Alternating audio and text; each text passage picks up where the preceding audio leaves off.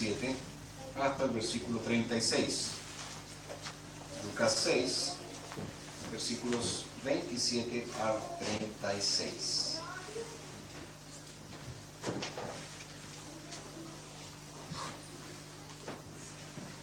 Vamos a escuchar atentamente la palabra de Dios, la palabra del Dios vivo y verdadero, palabra infalible, palabra inerrante.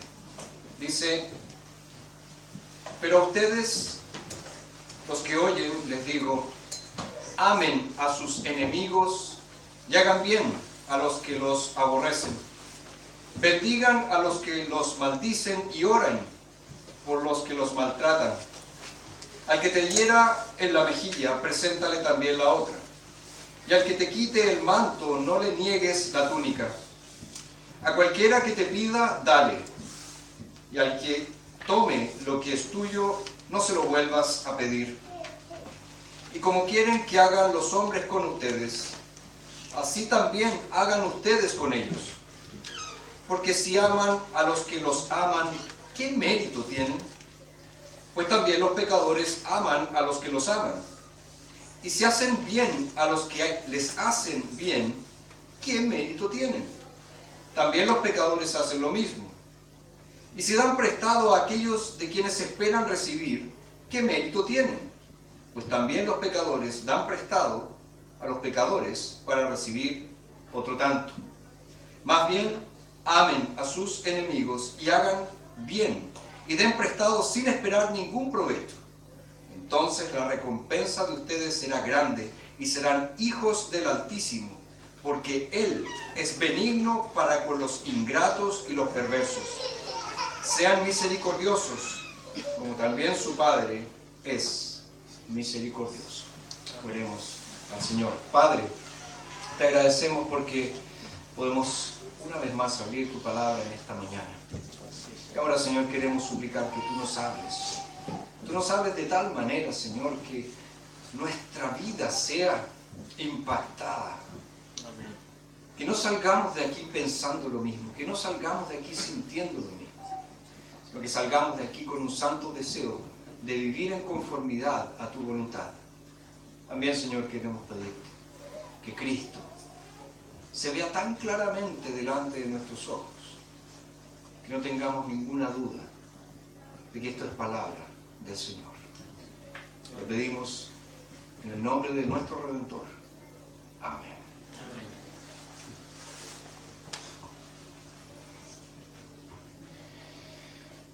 La mayoría de nosotros, si somos sinceros, nos cuesta amar a nuestros amigos. Estos deseos que tenemos de autoprotección, estos deseos que tenemos de autopromoción, son tan fuertes, son tan poderosos, que muchas veces nos llevan a no amar tan bien como deberíamos a las personas que decimos amar. Estamos ciertamente dispuestos a ayudar a nuestra familia, estamos dispuestos a ayudar a nuestros amigos, pero siempre hasta cierto punto. Siempre tenemos nuestros límites. Queremos brindarles un servicio amoroso, pero al mismo tiempo estamos desesperados por proteger nuestro tiempo, nuestro dinero, nuestra energía emocional. No tenemos el amor constante, el amor compasivo, el amor sacrificial de Cristo. Ahora, si ni siquiera amamos bien a nuestros amigos, ¿cómo podríamos amar a nuestros enemigos? Ya sea que parezca estar más allá de nuestra capacidad o no, Jesús nos manda, en el texto que acabamos de leer, a amar a nuestros enemigos. Este es el difícil mandamiento que Jesús dio a sus discípulos. Tal vez el más difícil de todos. Cuando Él dice en el verso 27, pero a ustedes los que oyen les digo, amen a sus enemigos y hagan bien a los que los aborrecen. Ahora, el contexto en que se dio este mandamiento es importante. Jesús acaba de llamar a 12 hombres para que fueran sus apóstoles. Y estos apóstoles fueron los embajadores divinamente designados que predicarían el Evangelio en todo el mundo. Pero tan pronto como los llamó, comenzó a enseñarles lo que significaría seguir a Jesús. Y Jesús pronunció, eso no lo vimos la semana pasada, 4 bendiciones sobre sus apóstoles, sobre sus discípulos y sobre todos aquellos que sufrirían a causa del nombre de Jesús. Tendrían que soportar pobreza, tendrían que soportar hambre, tendrían que soportar dolor, tendrían que soportar persecución. Pero en ese sufrimiento ellos conocerían la bendición del Señor. Y Jesús también pronunció 4 ayes o 4 maldiciones contra las personas que vivían para sí mismas, satisfechas en sí mismas, que vivían para los placeres de este mundo y que pensaban que podían vivir sin Dios. De acuerdo con Jesús, hay 2 clases de personas. Las personas que sufren por Él y tienen su bendición, y las personas que viven para sí mismas, que terminarán en un trágico final. Ahora, ¿cómo el primer grupo debe relacionarse con el segundo grupo? En otras palabras, ¿cómo deberían responder los verdaderos discípulos de Jesucristo a las personas que los hieren, a las personas que los persiguen, a las personas que los maldicen? La respuesta humana sería odio.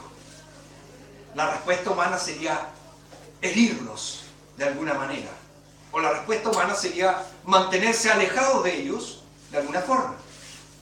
Y esta actitud era muy común entre los filósofos de aquel tiempo. Hubo un filósofo griego que dijo lo siguiente: considero establecido que uno debe hacer daño a sus enemigos y servir a los amigos.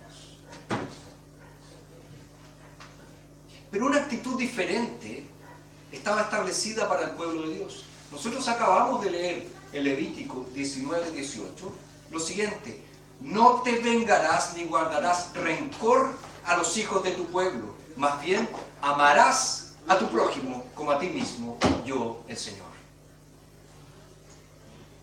El pueblo de Dios tenía un patrón muy diferente al resto del mundo.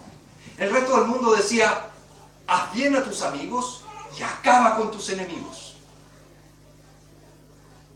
El Señor había dicho: vas a amar al otro como a ti mismo.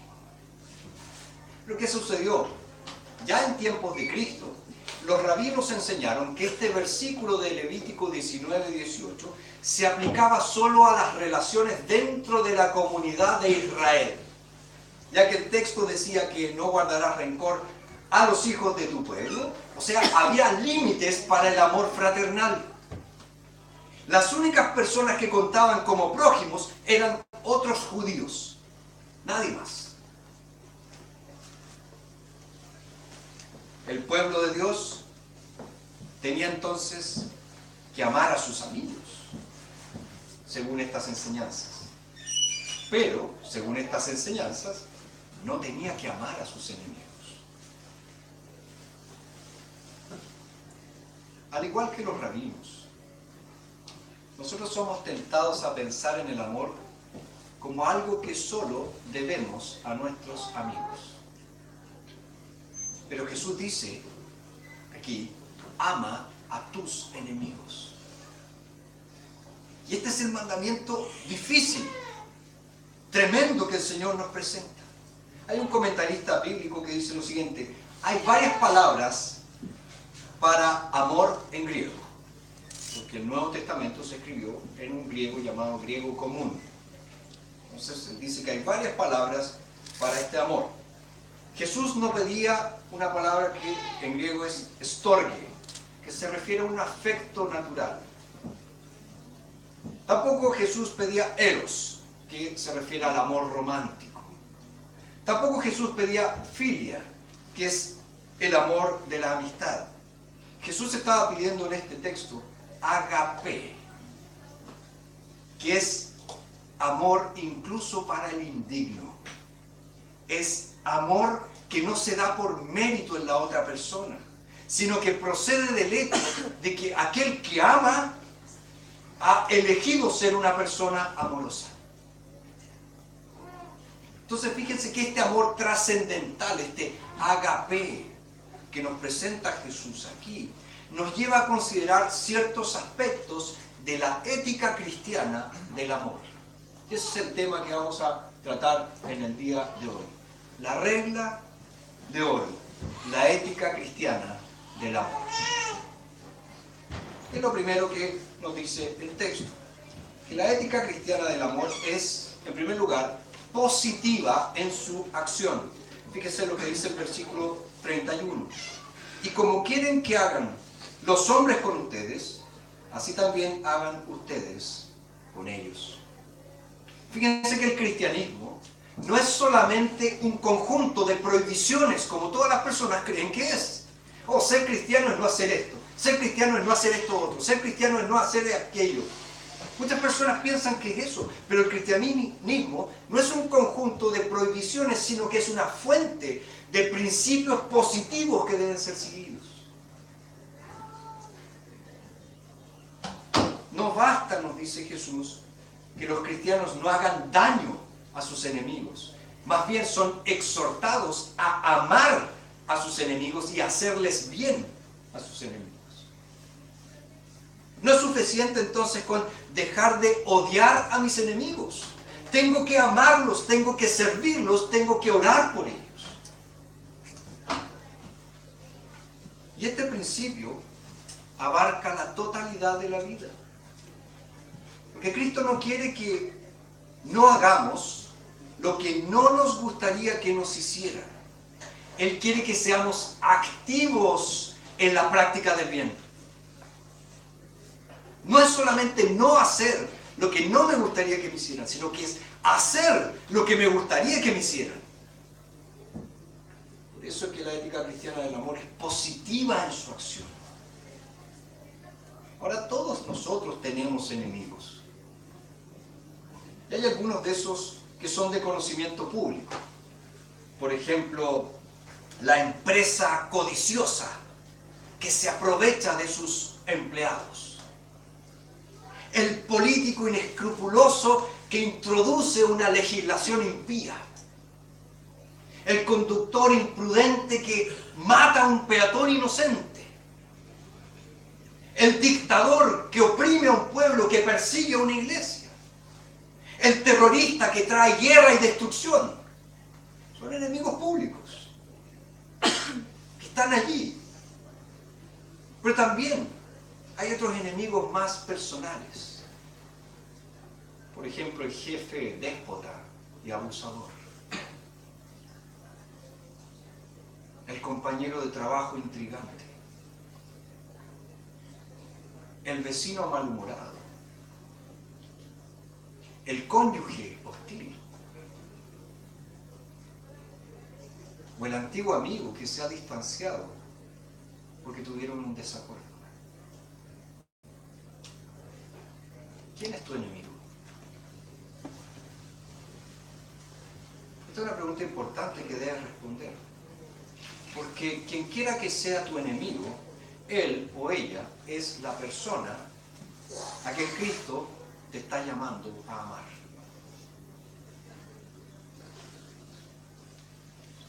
Nosotros vivimos en un país tremendamente resentido por cuestiones políticas que sucedieron hace muchos años atrás. Yo me acuerdo una vez una persona en una iglesia que me dijo lo siguiente: pastor, cuando yo vaya al cielo, si llego al cielo y me encuentro con tal, yo le voy a pedir al Señor que me mande al infierno, porque con él no quiero estar. Y el tal era un dictador que todos nosotros conocemos.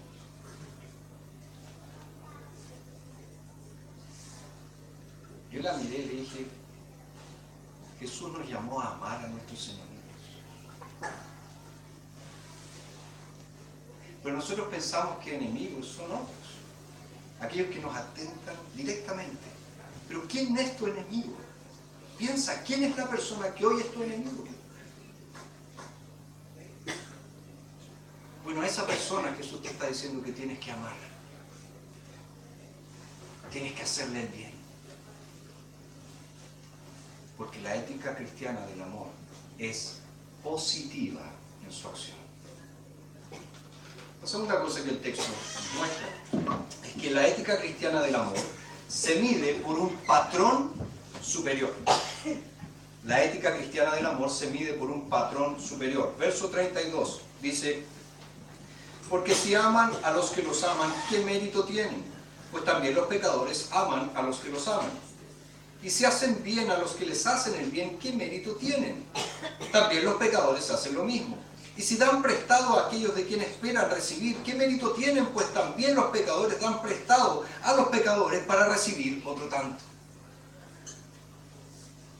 Jesús les está hablando a sus discípulos acerca de la necesidad de tener un patrón de conducta con su prójimo más elevado al patrón de conducta del mundo. Si amamos solo a aquellos que nos aman, y si hacemos bien apenas a aquellos que nos hacen el bien, si prestamos a aquellos de quienes esperamos recibir de vuelta, no obtendremos ningún tipo de recompensa porque el mundo hace exactamente lo mismo.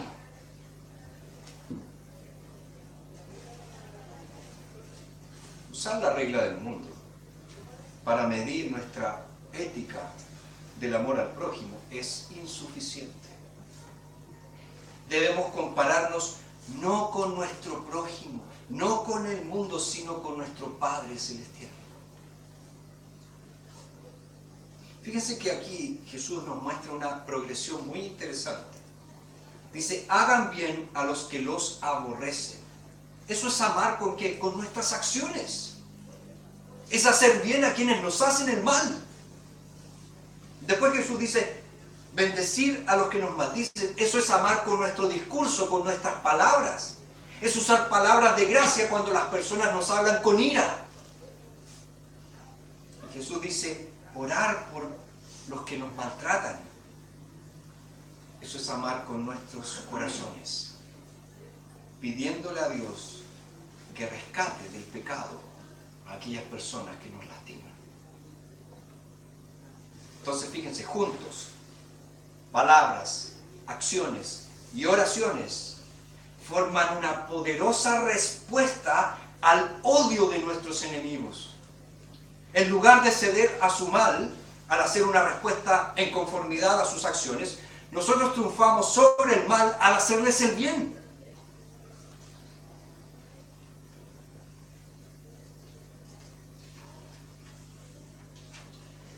Una forma de comprobar si guardamos este mandamiento de amar a nuestros enemigos es mirar a través de la lista que Jesús le dio a sus discípulos. ¿Qué bien le he hecho a mi enemigo? ¿Qué palabras de bendición le he hablado a mi enemigo?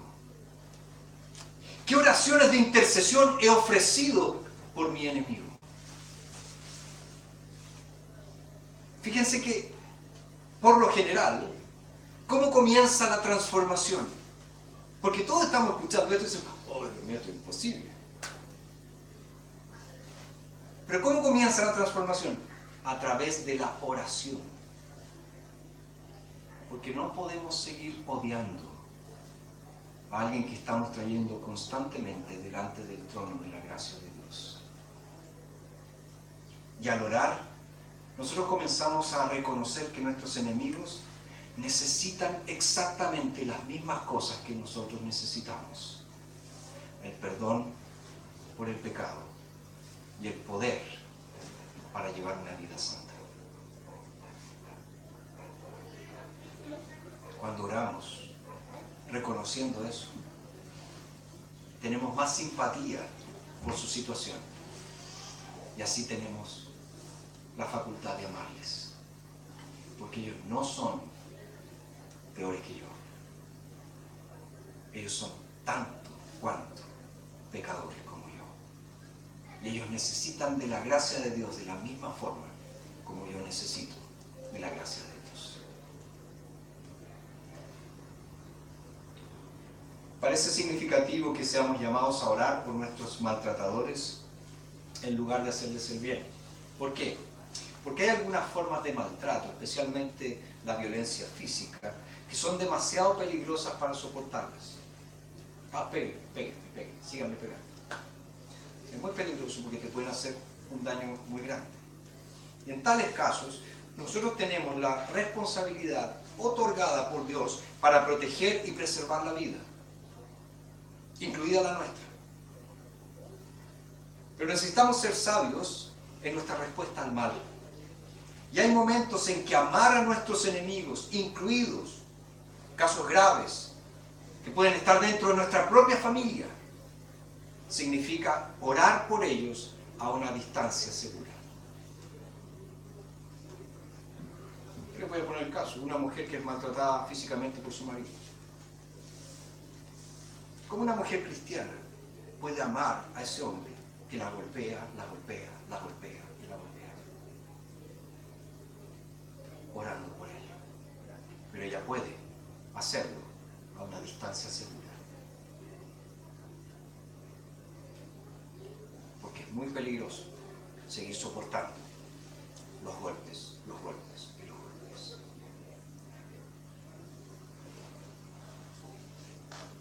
Vemos entonces que la ética cristiana del amor es positiva en su acción, se mide por un patrón superior, pero también la ética cristiana del amor posee una motivación santa. Verso 35 dice: más bien amen a sus enemigos y hagan bien, y den prestado sin esperar ningún provecho. Entonces la recompensa de ustedes será grande y serán hijos del Altísimo, porque Él es benigno para con los ingratos y los perversos. Sean misericordiosos como también su Padre es misericordioso. Todo lo que Jesús ha dicho acerca de amar a nuestros enemigos se resume en una famosa declaración que generalmente se llama la regla de oro. Ya lo vimos, está en el versículo 31. Como quieren que hagan los hombres con ustedes, así también hagan ustedes con ellos. Algunas personas piensan que esta buena y antigua regla de oro está pasada de moda. Sin embargo, como todo lo demás que dijo Jesús, esta regla es tan relevante hoy como lo fue en el día en que Él la dijo. Es relevante para cada situación de la vida. Haz a los demás lo que quieras que te hagan a ti. Haz con los demás como quieres que hagan contigo. Esta es una buena regla a seguir, por ejemplo, en el patio del colegio, cuando los niños tienen problemas para llevarse bien. ¿Cómo instruyes a tu hijo cuando un compañero lo está golpeando? Cuando un compañero le está haciendo el famoso bullying. ¿Cómo lo instruyes? Pégale. Defiéndete. Dile feo, dile gordo, dile... ¿Qué nos está diciendo Jesús? Que debiéramos enseñar a nuestros hijos. Hijo, hija, ora por él. Hazle el bien. Bendícele cuando él te maldice. Ámalo, a pesar de que es tu enemigo. También es una buena regla a seguir en casa cuando se trata de cosas como recoger ropa, botar la basura, limpiar la pieza, etc. Haz con los demás lo que te gustaría que hicieran contigo. Es una buena regla a seguir cuando estás en un taco intenso y empiezan los bocinazos y quieres cerrar al primero que se te quiera adelantar. Haz con los demás como te gustaría que hicieran contigo. Es una buena regla a seguir cuando tú resuelves una disputa con tu vecino, el vecino fiestero. Está y tantas con la música. haz con él como te gustaría que hiciera contigo. Obviamente Jesús, él no pudo dar instrucciones específicas para cualquier situación que nosotros pudiéramos enfrentar. Pero aquí hay una regla para la vida. Es una regla de oro para toda la vida. Ahora, la regla de oro es más que relevante. Fíjense, es radical. Hubo otros maestros que dieron consejos similares, pero por lo que sabemos, siempre la expresaron en forma negativa. No hagas con los demás lo que no te gustaría que hicieran contigo. Pero Jesús dice, haz con los otros lo que te gustaría que los otros hicieran contigo. Entonces fíjense que la regla de los demás maestros no era una regla de amor, era una regla de no odio, de no agresión, pero no era una regla de amor, porque la regla de amor es haz con los demás lo que quieres que hagan contigo.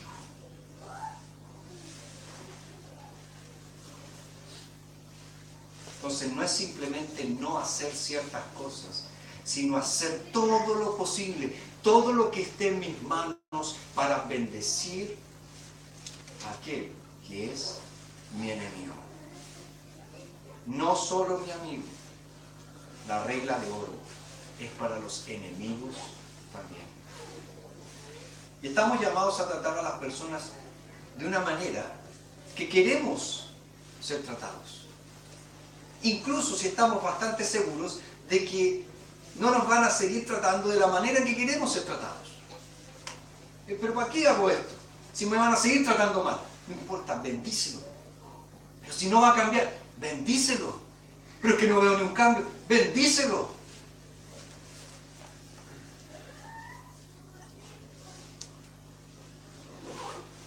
Ahora Jesús dio esta regla por una razón. Solo este tipo de amor revela el poder de la gracia de Dios. La mayoría de las personas pueden amar a las personas que los aman, al menos hasta cierto punto. Pero ¿quién puede amar a aquel que lo odia? Solo alguien cuya vida ha sido tocada por la gracia de Dios. De un Dios que amó tanto a sus enemigos que envió a su Hijo a morir por ellos. La sola idea de amar a nuestros enemigos, fíjense, nos lleva directamente al corazón del Evangelio. El amor que Cristo nos muestra y el amor que Cristo nos llama es un amor radical.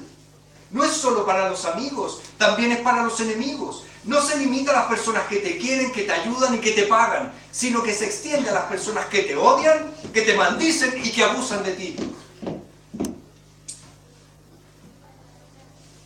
Y esto se debe a que este tipo de amor no se basa en un interés personal. Más bien, proviene del amor que nosotros hemos recibido de Dios y que ahora tenemos la gracia para dar a los demás. Es un amor desinteresado y la mejor forma de mostrarlo es ofrecerlo a personas que no lo merecen.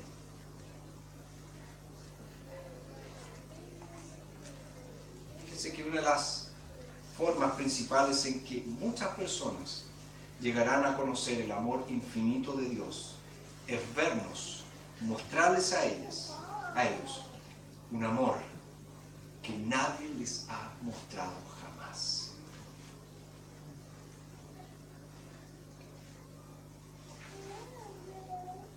Cuando amamos a nuestros enemigos, demostramos, como dice Jesús, que somos verdaderamente hijos de Dios. Dios es amor.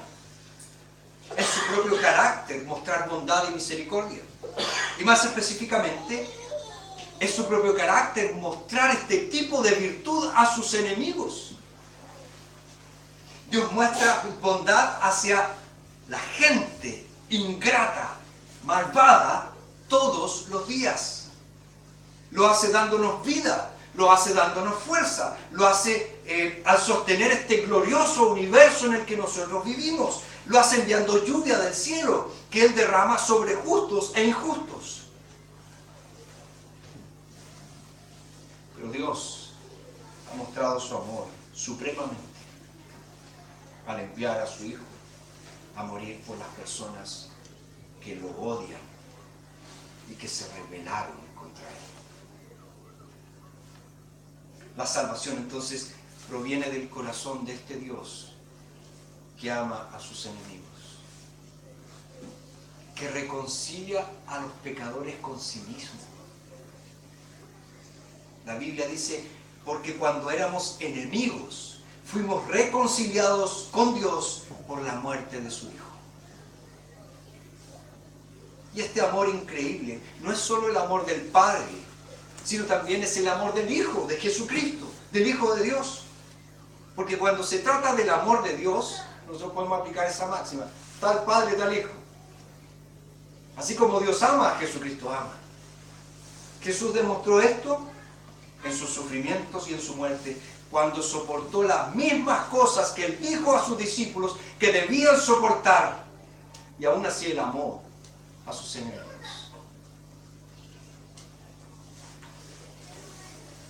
Como Lucas nos va a mostrar más adelante en su Evangelio, Jesús fue odiado. Jesús fue odiado por Judas, quien lo traicionó. Jesús fue odiado por los fariseos y por las personas que exigieron su crucifixión.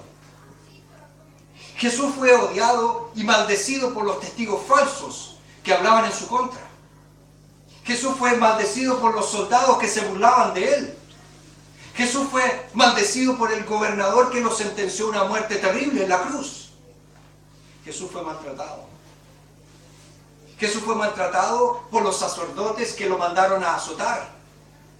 Jesús fue maltratado por los soldados que lo golpeaban con varas y que lo colgaron en una cruz para que muriera. Y Jesús fue maltratado por todas las personas que viéndolo en esa cruz lo insultaban y le decían, si eres hijo de Dios, desciende de allí. Sus enemigos lo golpearon en la mejilla una y otra vez. A Jesús le quitaron tanto su capa cuanto su manto y lo dejaron morir desnudo. Lo despojaron de todo lo que él tenía. ¿Y qué le pidió a Jesús? ¿Qué le pidió Jesús a sus enemigos a cambio? Nada.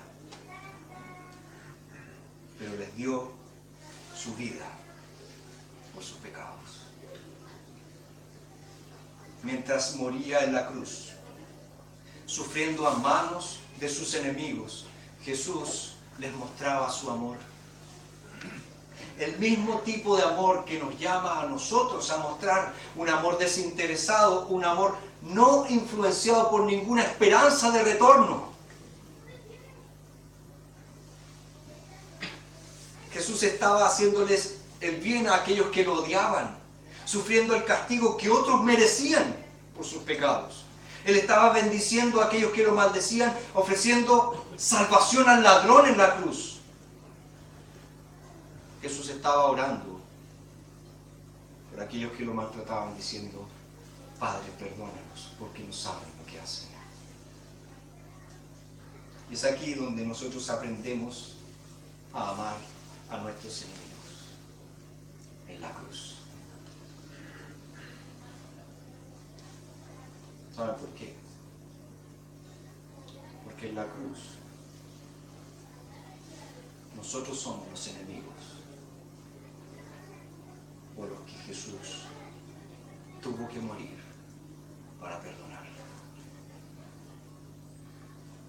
Seguramente esa es una de las razones por las que Jesús nos dio este mandamiento tan difícil.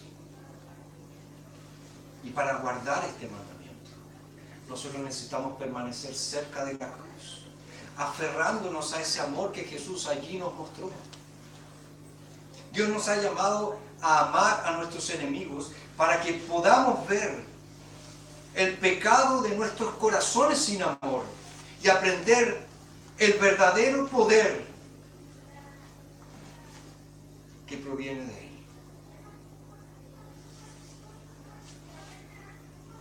Jesús vivió el amor que Él mandó.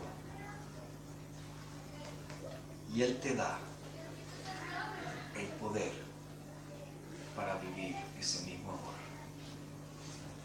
Como bien lo escribió Ambrosio por ahí por el siglo IV, el Evangelio nos da amor por la hostilidad, benevolencia por el odio, oración por las maldiciones, ayuda para los perseguidos, paciencia para los hambrientos y gracia por recompensa. ¿Quieres amar a tu enemigo? Aférrate a la cruz. Aférrate a Cristo. Aférrate al amor que Cristo te demostró allí, siendo tú y yo enemigos de Él. Pero ahora en Cristo ya no somos más enemigos de Dios. Ahora somos llamados amigos e hijos de Dios. Si tú no conoces ese tipo de amor, déjame decirte que la única forma de conocerlo, experimentarlo, vivirlo, es conocer a Jesús. Tal vez tú has escuchado de Jesús,